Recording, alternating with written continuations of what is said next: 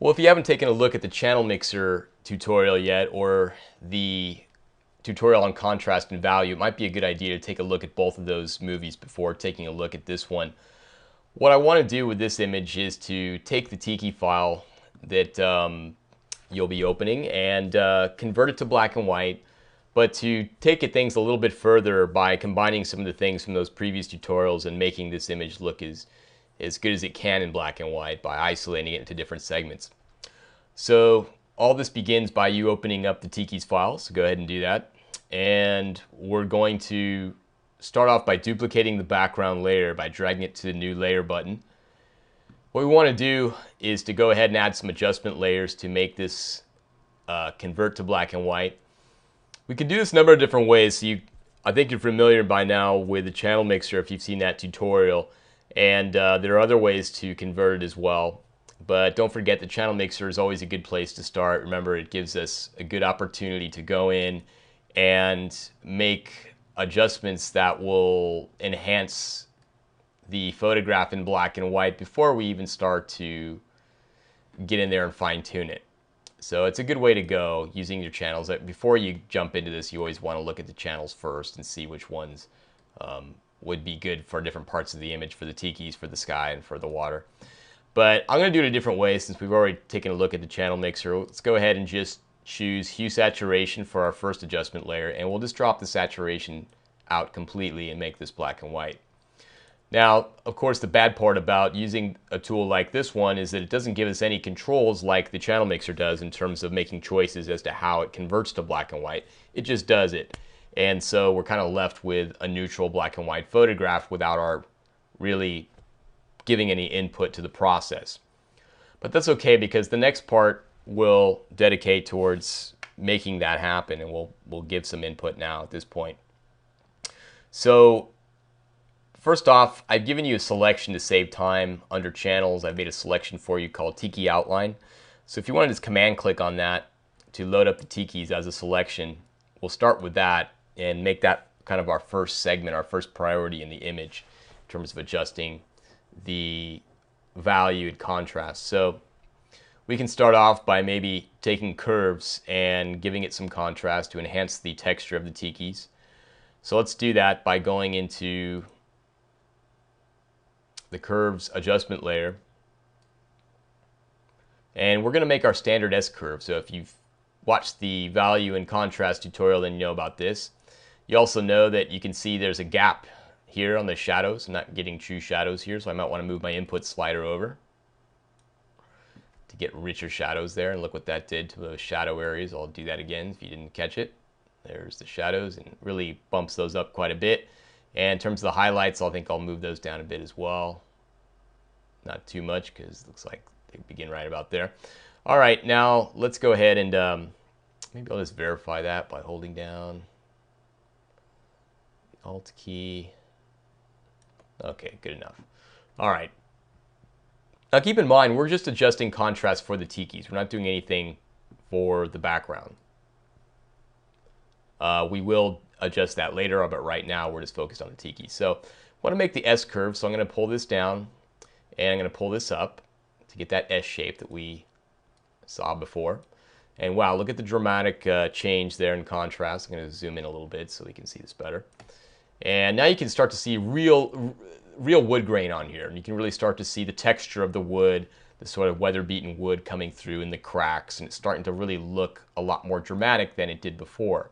And that's kind of what I talked about when in terms of the other exercise, in terms of getting what you want out of the photograph. What I want from this photograph varies from part to part. In other words, I don't want the same thing from this part of the photograph as I do from this part of the photograph, or even the sky. I want different things out of it. So in this case, I'm really looking to emphasize texture. I'm really looking to emphasize the grain of the wood, the shadows, the highlights, and to try and get this part of the image to pop, since this is really my foreground element and it should carry most of the attention of the image. So how dark I want those shadows to go is really a question of how far I'm going to pull down this part of the S curve. And you can see I'm really starting to lose a lot of detail when I do that. So I don't want to go too far. I just want to go far enough that it makes it nice and rich. And same thing with the highlights. If I start to push this part of the S-curve up, look what happens with the highlights. They get blown out and they start to end up looking like a Xerox copy rather than a nicely toned black and white photograph. So I have to be careful. And just because it's an S-curve doesn't mean the S has to be evenly distributed. In other words, it doesn't have to look like an S exactly. I'm just trying to get what I want from each part of it. So maybe I want richer shadows and maybe the highlights I want to leave a little bit less blown out so I get more detail in the wood. And that way I still got contrast, but I don't lose all the detail in the wood by popping it up. And again, this is where personal choice comes into play, definitely. I mean, you can still get contrast either way, but you have to choose which works for you. So I'm going to go with a little bit more neutral highlights there. I'm going to start to smooth out this part, flatten it a little bit in terms of the S-curve to get a little bit away from that sort of overblown highlight look. All right, let's click OK to accept that. And already we've got a much improved foreground of the image, but now we've got to deal with the background a little bit. So let's go ahead and address that. Let's maybe make a selection now for the sky element. And we can start by doing a quick selection of the tikis once again.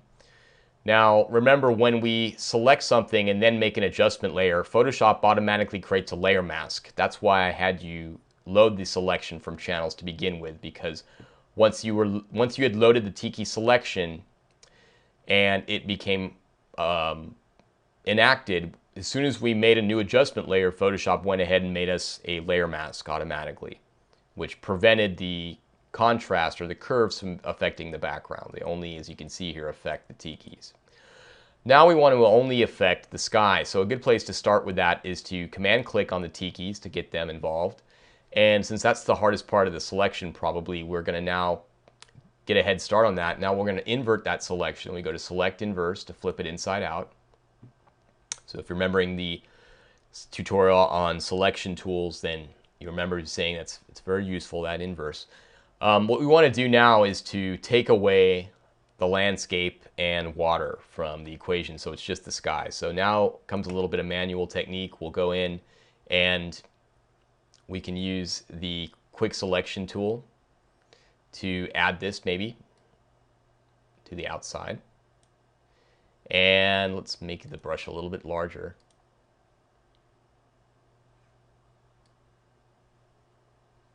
Whoops, my bad. This is actually a subtraction. Let's go and subtract this area. So I'm just drawing over here, and you can see it's really quick. It's really doing a great job without a whole lot of effort. Maybe that brush is a bit too big for that part of the detail. Let me bring it down a little bit. And I'll just try and paint over that part. Went a little too far, didn't I? So let me zoom in. Getting a little sloppy here, so let me decrease the size of the brush, and then I will add this part to the selection to get that back the way it was. And now in the fine tuning, I'm starting to feel the limitations of this tool. So rather than try and force it to work that way, let's just do a little bit of manual work here. And I will once again add. So let's find my add button. There we go. Just going to add this section there. I'm getting a little picky maybe, but I'm just trying to instill some good habits here in you guys. So let's choose the minus or subtract portion. I'm going to subtract a little bit from that selection. Come on up, and there we go. Great. All right, so I'm starting to get that edge. Great, got it. Maybe this section as well, and that part of the tiki, which I don't want to lose. There we go. All right, now the other side, we're almost done.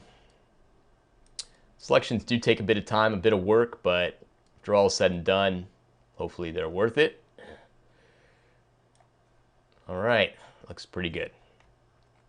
Zoom out, see what we've got. Oops, missed part of it. There we go.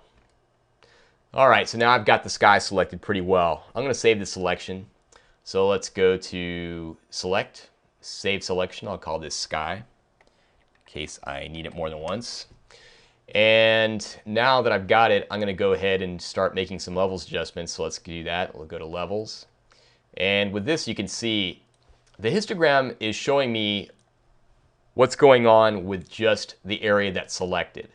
And that's great. That's another really nice feature in Photoshop, is the histogram will vary depending upon what's selected and what's not. So now I can see that in the sky, everything is in the upper regions. It's all blown out. You look at all the pixels, they're all pushed to the right.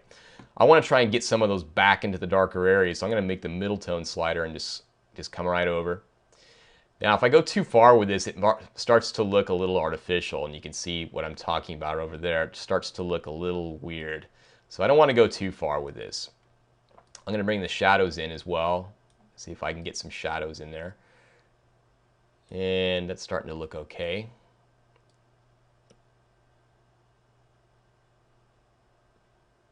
All right. Now, it looks strange, and it might be causing some problems there with the edge. That's where my selection maybe is a little bit flawed, but we'll go with it for now. Click OK. And yeah, there we go. The sky has definitely come back into the equation. The problem now is taking care of this part here. But we can do that by simply adjusting the layer mask. So I'm going to go ahead and select this layer mask if it's not already done. And I'm going to zoom in, and I'll see if I can paint out some of those problem areas there with my paintbrush. And I can take a quick reference here. I know things tend to get real backwards very fast with layer masks. So if you just need a quick frame of reference, you can see that I'd be painting white for the sky and black for the ground area. And you can see what's happened here with this dark line is that too much of the earth was left into the layer mask, and so it darkened the earth portion there that I don't want. So I want to basically reclaim some of that ground area, which means I'm going to be painting in black, okay? And I'm going to let's pick a brush and we'll start with this 12 here and see how we do. And basically you can see with just a soft edge brush, I'm coming here and just sort of trying to clean up that line. And I don't want that dark line that kind of gives my work away. I want this to be as neutral as possible. But the good news is I'm also affecting the mask permanently. You know, I'm changing the mask. So if I ever use this mask again for anything, which I will, it's already corrected, and so I don't have to worry about it. So you want to get the paint job as good as you can. I'm using a soft edge brush like I mentioned. I got the hardness right there in the middle, and this enables me to get a little precision but also a little bit of a soft edge. I went a little too far there. And I'm just trying to get that edge nice and clean. And I don't think I have any landscape on this side that's a problem. I think all that's all right. So I cleaned that up a little bit. Now let's see if we can tackle the ground area, improve it a little bit. So what I'll do is to command click on this layer mask to load up the sky and then reverse it. So basically what we'll end up with is a selection of the tikis and the water. So I'm going to go to select inverse. And now we're selecting, if you can see the marching ants, let me zoom out, we're selecting the tiki and the water both. All right. Now, of course, I don't want to affect the tiki, so I want to subtract them from the equation. So it becomes kind of a mathematical equation in a way with selection. So what I want to do is I want to keep the water selected while I'm subtracting the tikis. So what I'm going to do is I'm going to come over to the tiki layer mask and subtract it.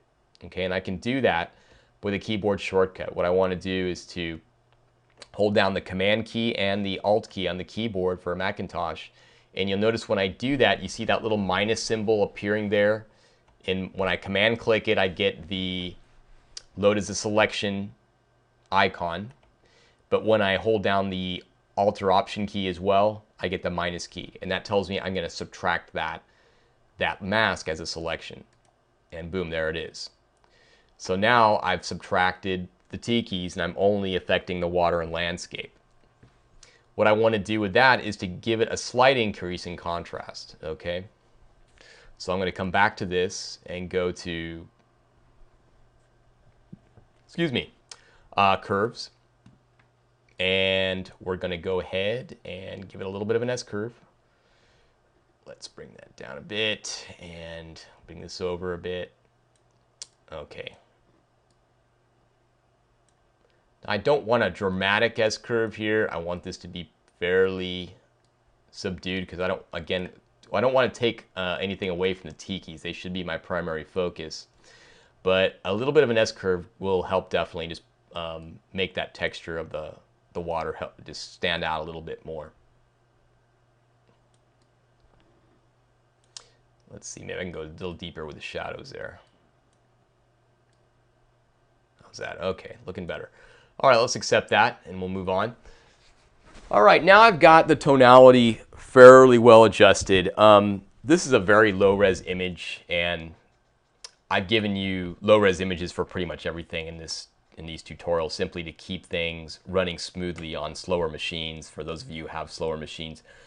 But one of the drawbacks of that is that you really start to see the flaws in the low-resolution image. In other words, we definitely couldn't print this out, but it also brings up image editing issues. When you're editing an image with less pixels, you start to get these pixelated patterns easier. It's not to say that they won't ever happen on a high resolution image, it's just that it's a little bit easier to make mistakes. And I'm going kind of quickly and you're kind of seeing some of that flaw if you look closely there. I'm not too happy with, and if this were a longer tutorial, I would sit there and fix that, but I don't want to have you guys wait while I do that, so I'm going to leave it. But that's something maybe you can address on yours if you find it is an issue. All right, what I'm going to do now is talk about some of the fine-tuning after you've got the basic settings you want. What I like to do on top of all this is to add a dodge and burn layer. Now, for those of you familiar with traditional photography, you may have taken a class where you went into a laboratory and did some dodging and burning in the lab with an enlarger. And if you haven't, it's really kind of a tedious process, and you'll probably be happy you never had to do it. But in Photoshop, it's actually a really easy process. And what it involves is simply just creating a new layer and setting it up in a certain way, and then using paint tools to darken or lighten your image. So let's go ahead and try that. So when I create this new layer, I want it to be at the very top of all my layers I've created.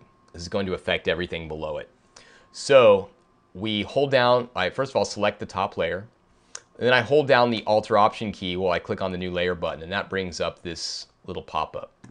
So I say Mode, Overlay, and then when I do that, I get this little option that says Fill with Overlay Neutral Color, which is 50% gray, and that's what I want it to do.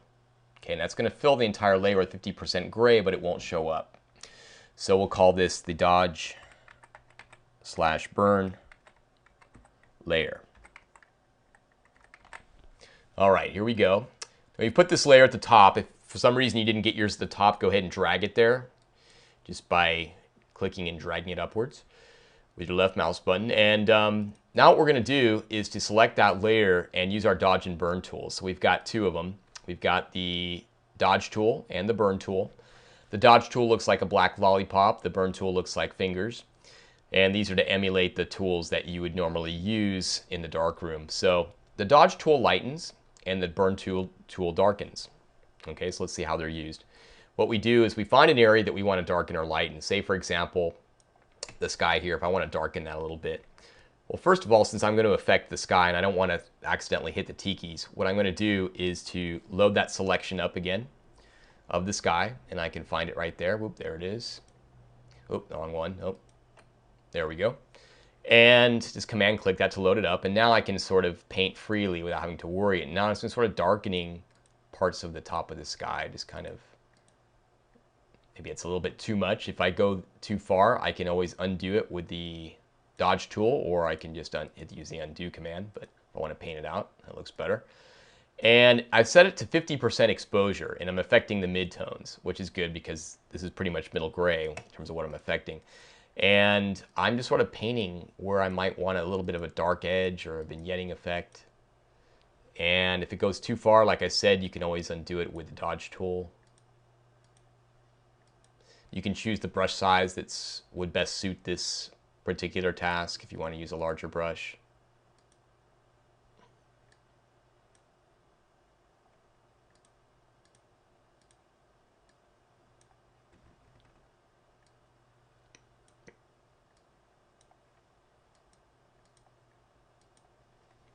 Anyway, I'm just trying to give a little bit of drama there to the sky. I don't know if I succeeded, but let's go ahead and take a look at maybe using the dodge tool to sort of lighten the shadows there in the face of the tikis.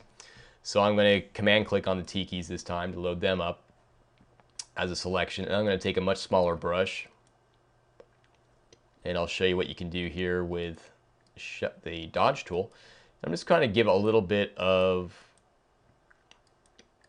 the shadow areas back. And let me zoom out a bit to see what I'm selecting. Okay, oh, wait a minute. Yeah, okay, good.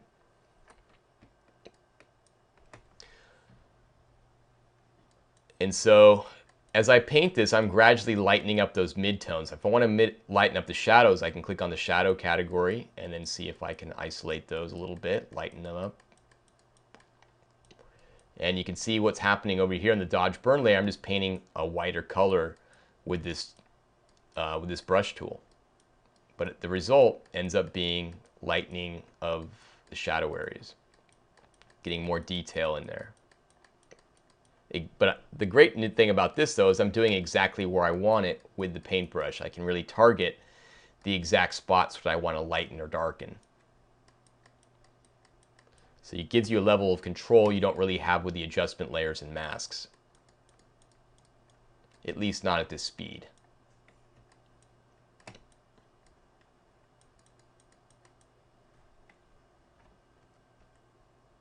Okay, so just add a little bit of light there into the face there of the tiki. And these are incremental, by the way. You can keep clicking again and again because I've got it set to 50%. The more I click and drag, it's cumulative. It keeps adding on top of each other to make it lighter and lighter, or darker and darker if you're using the burn tool. Maybe I'll just sort of lighten this area there. I'm going to deselect.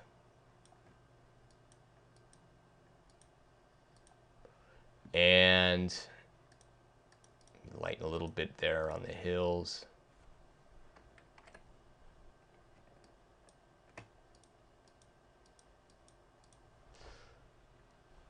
All right, and then before you know it, you've got lighter and darker areas of your image as you decide you like them. Now, if I want to increase contrast, I can also do that. I can perhaps go in and just desaturate the image. Well, I have no color information, so I'm not going to do that. But let's see if I can target an area. Let's see.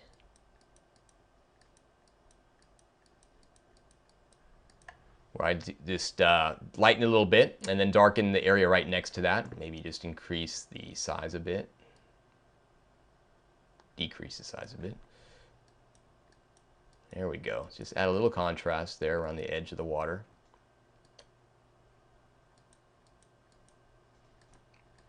Darker area there. So just adding a little lightness and darkness to different parts of the image can give you some added contrast wherever you decide you need it, but you can really pinpoint exactly where you want it to go. And that's one of the beauties of using the dodge and burn tools, and just sort of fine-tune this a little bit. Sometimes it's hard with paintbrushes to get exactly what you want, but if you work at it and you're patient, you go back over the parts you missed, you can really do a good job with this. Some people like to vignette the edges, go all the way around and kind of darken the bottoms and tops of their photographs, and this is a great tool for that if you want to do something like that.